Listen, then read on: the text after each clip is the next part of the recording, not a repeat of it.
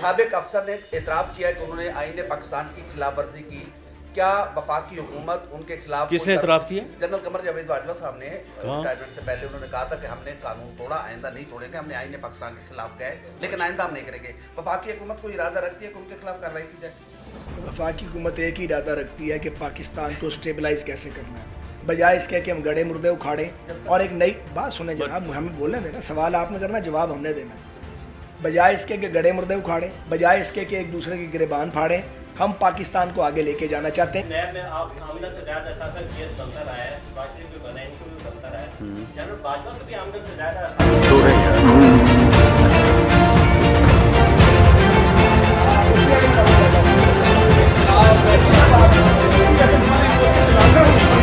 औज़ुबिल्लाहिमिनश्शैतानिर्रजीम बिस्मिल्लाहिर्रहमानिर्रहीम अल्लाहुम्मा सल्लि अला मुहम्मद वाले मोहम्मद। लाखों दरूद व सलाम मोहम्मद वाले मोहम्मद की ज़ात पर। मैं उल्फत मुगल हूँ, आप टकराव देख रहे हैं।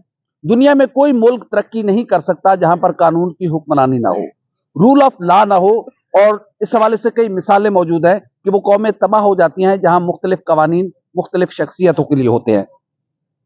आज पाकिस्तान मुस्लिम लीग नून के बड़ी अहम प्रेस कॉन्फ्रेंस और दो वफाकी वुज़रा और दो वज़ीर आज़म के बड़े ख़ुसूसी मुशीर भी इस प्रेस कॉन्फ्रेंस में मौजूद थे। तो जब उनसे बात की गई रूल ऑफ लॉ की, तो उन्होंने हमारे सवालों को साजिश करार दिया, गुस्से का इजहार किया और प्रेस कॉन्फ्रेंस खत्म करके उठकर चले गए। एक सवाल यह था कि जनरल कमर जावेद बाजवा ने अपनी रिटायरमेंट से पहले इस बात का एतराफ़ किया कि उन्होंने आइन से मावरा कुछ इक़दाम किए जो कि उन्हें नहीं करने चाहिए थे, लेकिन आइंदा वो ऐसा नहीं करेंगे।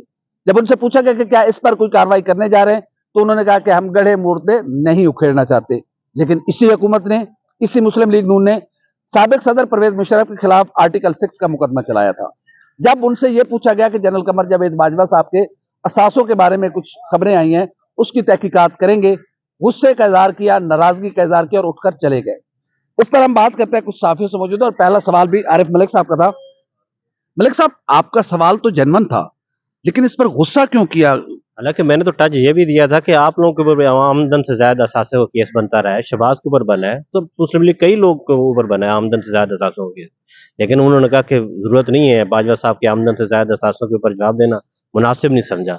और वो गुस्से का इजहार करके बाद में मुझे बाहर आके कहते रहे हैं कि आपको पता ही नहीं है सही स्टोरी का, उनकी आमदन से ज्यादा असासे नहीं है, असासे उनके जो है ना आमदन के मुताबिक है, 12 अरब जो है ना उनके असासे जो निकले वो आमदन के मुताबिक निकले, लेकिन ऑन रिकॉर्ड वो ये बात नहीं करना चाह रहे।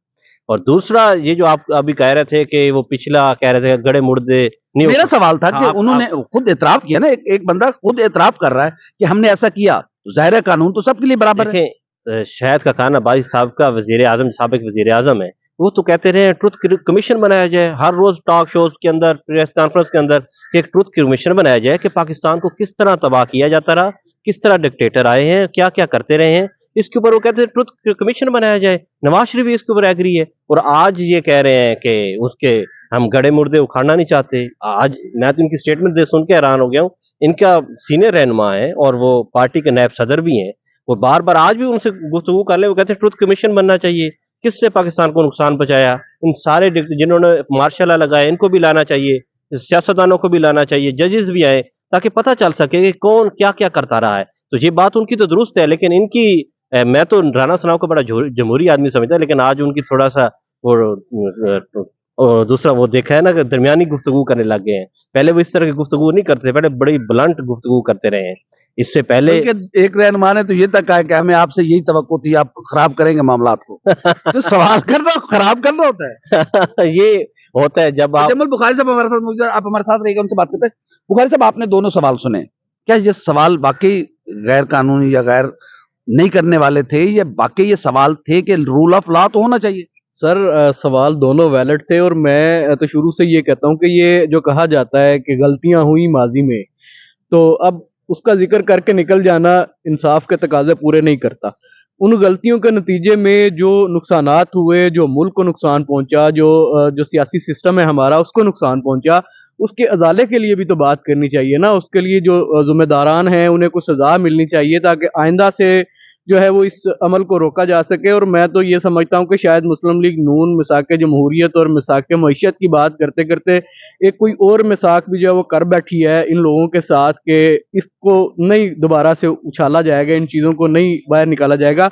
लेकिन सवाल अपनी जगह पे मौजूद है और रहेगा कि भाई जो गलतियां हुई हैं जिसकी वजह से मुल्क को नुकसान हुआ, खासतौर पर जो हमारी जमहूरियत है उसको जो नुकसान हुआ, तरक्की नहीं हो पाई, उसका जिम्मेदार कौन है, उसके जिम्मेदारों को क्या सजा मिलेगी, इसका जो सद्देबाब है वो किस तरह से होगा। आरिफ मलिक साहब हमारे साथ मौजूद है, आखिरी सवाल उनसे करते हैं। सर, मियां नवाज शरीफ साहब तो कहते थे कि बाजवा साहब आप जिम्मेदार हैं इस तबाही के, आपको जवाब देना पड़ेगा। वो जवाब क्या था? मिल गया हुआ है जवाब, या चलो छड्डो रहने दो मिट्टी पाओ? उस जवाब की खामोशी होगी। अब जब से हुकूमत में सब खामोशी होगी है, पहले ये जवाब मांगते थे। गुजरांवाला में भी यही कहा था कि 2018 का इलेक्शन चोरी हुआ है, ये सिलेक्टेड है, ये बाजवा रजीम है, ये सारी चीजें इन्होंने की है। वही बाजवा 3 साल बाद ये उसके ऊपर ये गुफ्तगू ही नहीं करते। अब तो ये बात ही नहीं करते ये कि बाजवा साहब ने कौन से हुकूमत जो है, हुकूमत के जो इल्जामात लगाती रही है, अपोजिशन इल्जामात लगाती रही है कि 2018 का जो है वो इलेक्शन पीएमएलएन कहती रही है कि चोरी की है, बाजवा साहब के छतरी तले जो है वो इलेक्शन चोरी किया गया है।